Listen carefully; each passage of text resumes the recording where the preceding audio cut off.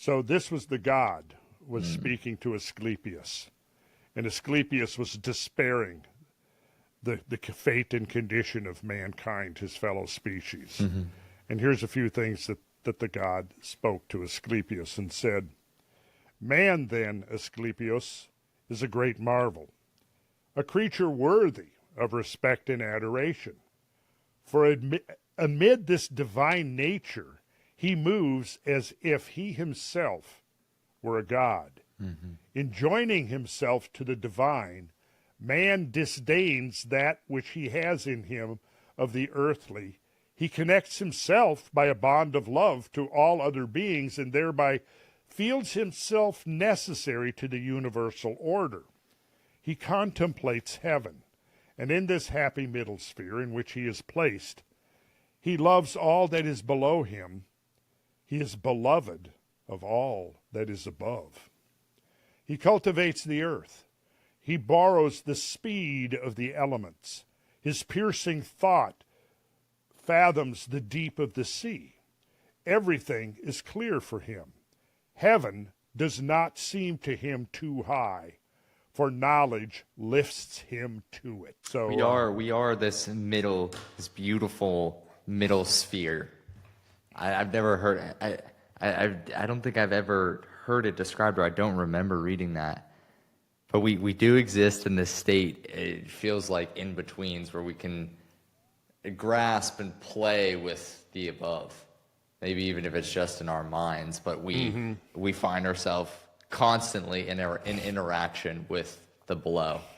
Or I guess you could say with anything that we experience in our existence as human beings, other species, and nature around us, and our ability to relate with it and to consistently develop and change and actually adapt the environment around us and adapt to the environment around us is kind of what separates us from most other things.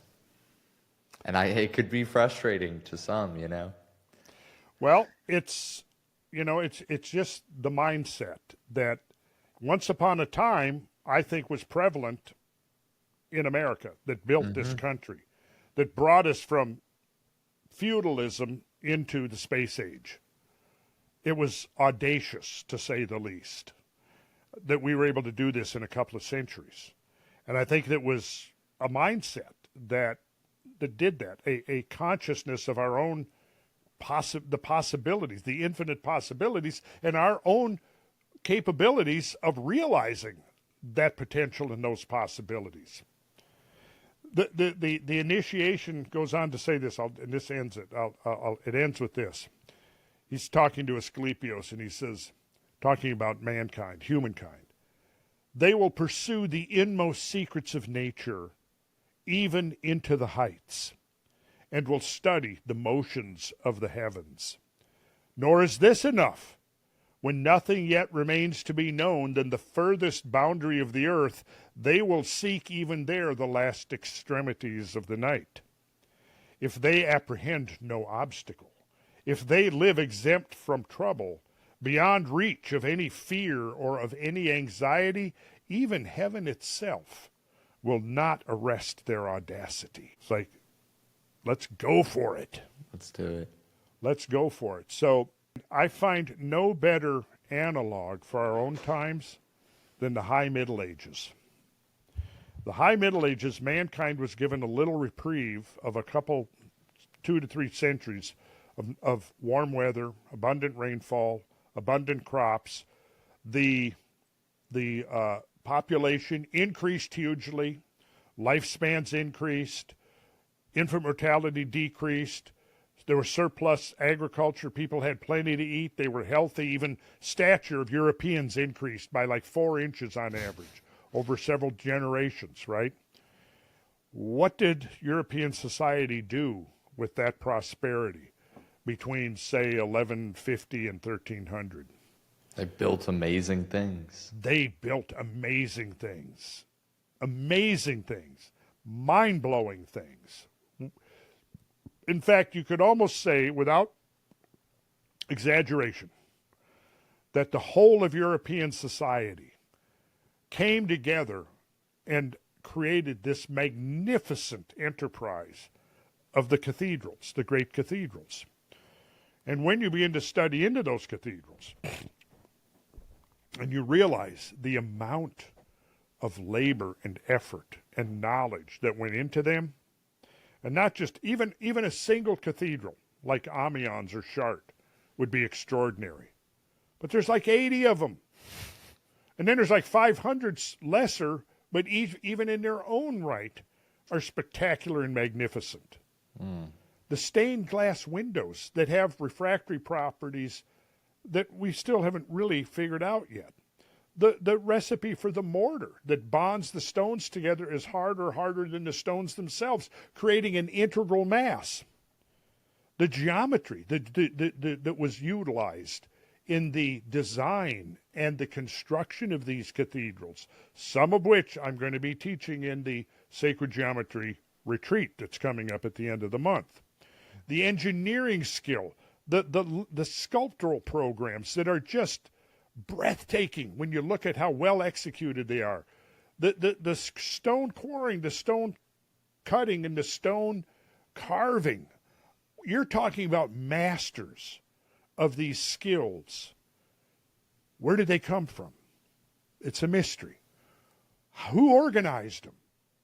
Who organized these guilds of these builders? Just showed up, between roughly 1830 and 1850. In 20 years, boom, these gigantic things are coming up out of the ground.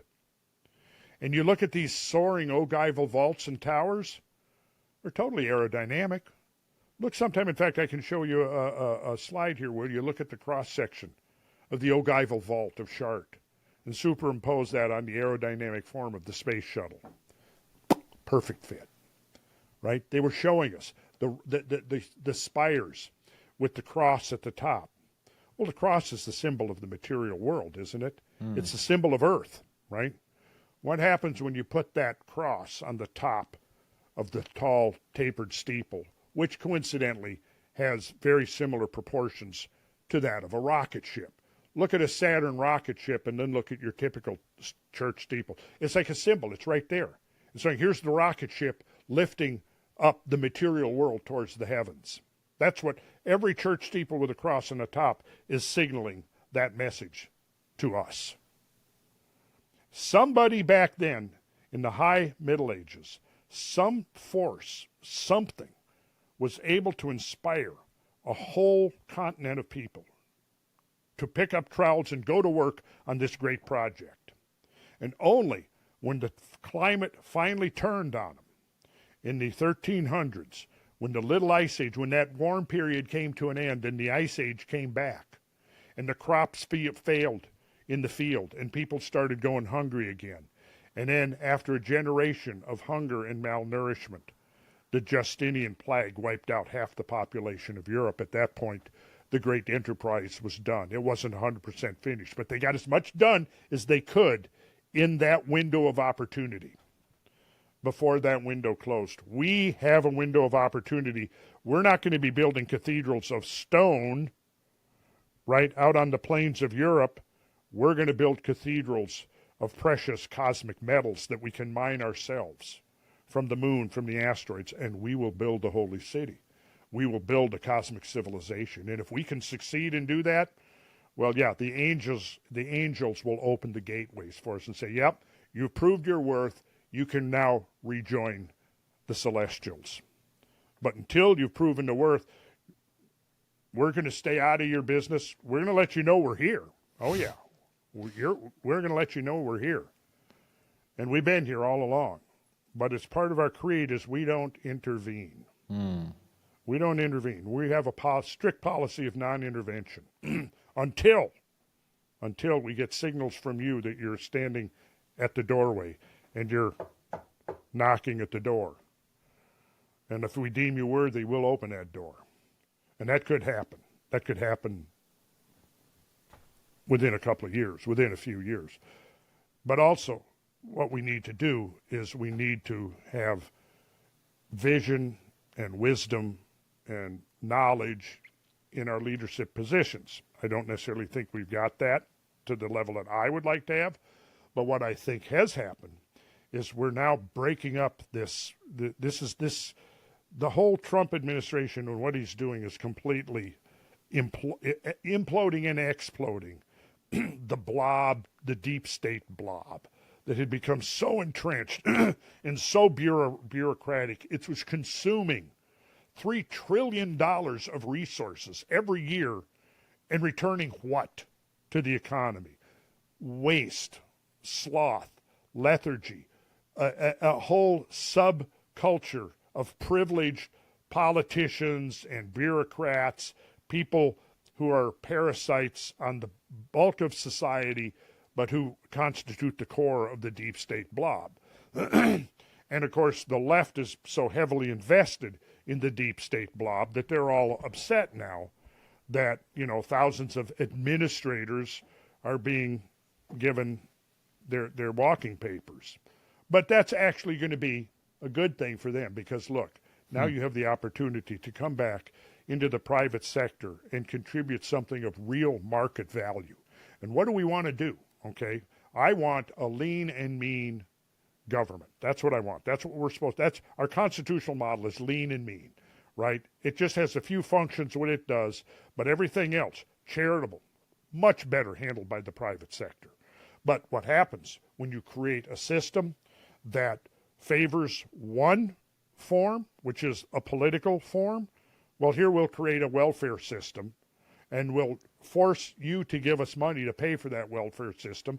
We'll create an educational system, but we'll have a monopoly. Oh, you want to have a private? Yeah, we'll let you have private schools, but you've got to obey our rules. Here's the curriculum you've got to teach. Here's the agenda, et cetera, et cetera. Or we're giving you tax privileges. Well, those tax privileges are going to be taken away from you if you don't obey our agenda. So if Trump is serious, and I hope to hell he is, that he wants to pull the plug on the Department of Education, that we got along just fine with up until the Jimmy Carter administration.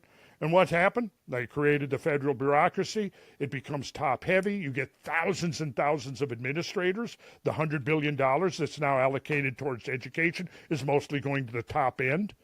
So you've got this whole class of bureaucrats and administrators running the thing. Well, we don't need that. The homeschool movement has proved you don't need any of that. And the kids are still getting better educated. Once that's done, you're out of it. The monopolistic stranglehold on American education could very well be coming to an end now. I'm 100% in favor of Donald Trump and the Trump administration pulling the plug on the educational bureaucracy, the Department of Education. And we'll quickly, within a year or two or three, we're easily going to adapt. You'll see if the mandates of government-run education were ended tomorrow, within a couple of years, the market would have stepped right into that void and provided alternatives, the worst of which would probably still be better than what we've already got with the government monopoly. And there is a lot of alternative education already. Yes, already. Yeah, through digital and virtual interaction most of the time. And there's more and more like physical entities and locations that are popping up, but there's so many other options. And it's only going to get better. So what I want, Donald, are you listening, Donald? Are you listening? JD, I know you know who I am because Joe Rogan gave me a great shout out when he was interviewing you.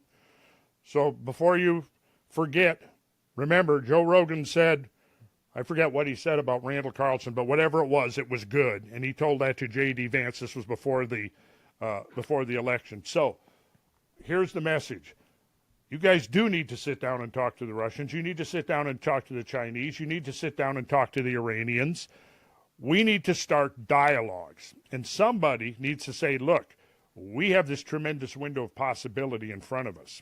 And there's no reason for us to waste our energy and our resources here fighting each other when by a little bit of cooperation, yes, we can certainly have friendly competition. That would be very good. There's nothing wrong with friendly competition, right? You want that. What I think of is you got two UFC fighters. They go out there and beat the shit out of each other for 10 rounds, and then at the end they hug each other, right? So they're allies. Well, we can have friendly competition. We had competition with the Soviet Union during the space race. Well, the Soviets realized they weren't going to win the race to the moon, so they focused on other things. And those other things were really valuable because they know a whole lot more about long-term habitation human habitation in space than we do. They've got a lot more experience in that. They've got other things that they emphasized. What we've emphasized, what they've emphasized, would be very complementary to each other. Look, like I said, the Chinese are going right on ahead. They're going to do it. They're not waiting for us. They're going to do it. And if we don't do something, we're going to fall behind. We were the leaders. We were the spear tip going into space that brought humans into space. It was our inventions. Think about this. You're down there, what are we, 1,000 miles apart? Yeah. Well, yeah, we're using satellites now to talk to each other and see each other. Those satellites didn't exist when I came into the world. We had no space presence in 1951 when I came into the world. So now look what we're doing, right? Well, if we have the vision and the will, we will be within a decade, certainly within a generation, we'll be a spacefaring civilization. And we can be developing the infinite energy and material resources that are just waiting for us out there. My God, the asteroid belt. Let's look at a few possibilities here. Oh, well, with the recent discovery and with the Artemis missions that are now underway, it's verifying the presence of billions of tons of water in the polar regions of the moon. Well, that was a big factor in how easily and economically feasible is colonization of the moon going to be. Well, if there's some water there, that'll sure make it easier because we know already that large areas of the regolith are 40% oxygen, and we know how to extract that oxygen and turn it into breathable air. We also know that there are, high refractory metals, all extraordinary concentrations of high refractory metals it's almost like somebody put it there, right? Here you use those same high refractory metals to build rocket ships and go to the moon, and then you discover, oh wow, they're everywhere. Look at yeah, right. Well, we just needed water. Well, it looks like there's water. Well, the other problem is shielding from cosmic radiation, right? Well, now NASA is admitting that, we know that there's large, gigantic cavities and caves in the moon. And that's what I've been saying for 25 years now, clandestinely.